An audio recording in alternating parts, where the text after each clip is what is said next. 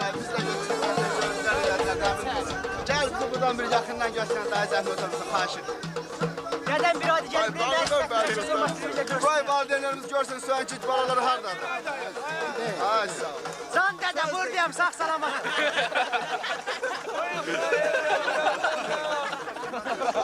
Valla. Bakalım uzundu. Bizimdi. Haydi yaparım. Sumgayt'tan salam.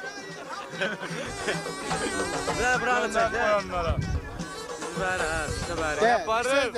Sözde. Bizden Azərbaycana ateşli salamlar. Azərbaycan Var olsun Azərbaycan əskəri. Var olsun Sumgayt.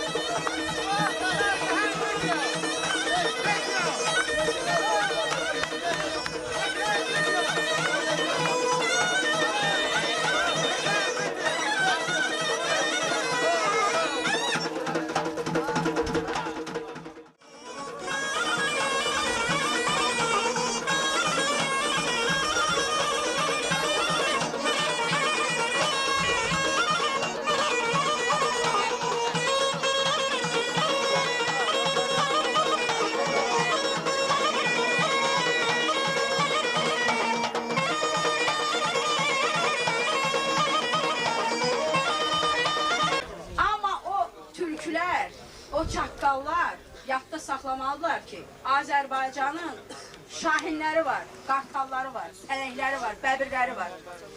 Nə olar ki, adam boyu balaca olanda deyir, boyu balacadır amma gücü böyükdür. Bütün Azərbaycan anaları adından, bütün Azərbaycan qadınları, bacıları adından bu gün biz sizi bu Qalayçılar kəndində salamlayırıq. Bugün biz bu qələbəmizdə qələbə bizimdir, 250% arxayın olun. Çünki torpaq bizimdir. Bu torpaq bizim namusumuzdur, qeyrətimizdir. Bu torpağı babalar saxlayıb bizə vermişlər. Biz də saxlayıb körpələrimizə, çocuklarımıza verməliyik. Tarixin, gələcək nəslin qabağında başımız aşağı olmaq üçün biz var qüvvə ilə çalışmalıyıq. Siz inarsınız ki, biz dünəndən Kəlbəcəri gəzmişik, Kəlbəcərdən gəlmişik. Kürdlər bizə möhkəm sataşdılar ki, arxayın olun, ne deyiz, baxmadır, Laçın da bu insabadır alacaq Azərbaycan əskərləri. Mən bölmürəm rayonlara. Oradan sizə çoxlu salamlar gətirdik.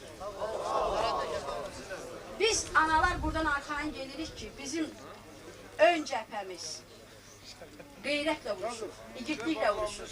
Arxa cəbhə də bu ön cəbhəyə ruh qanad verməyə həmişə hazırdır.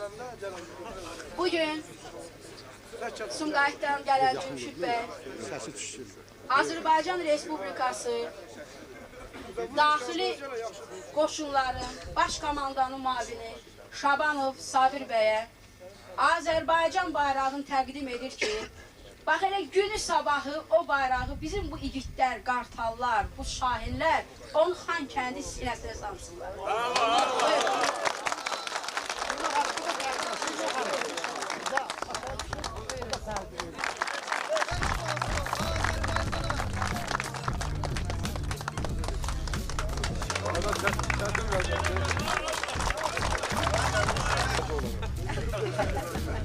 Ana gözüm görmüyor ha onu.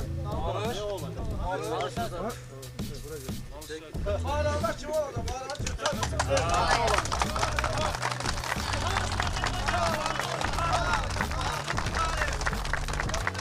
Bana geçse bu gelecek. Hamı bu benden ziyade. Yok o gidecek o kişi. Burada hamısı kişilərdir, özü qeyrətli kişilərdir.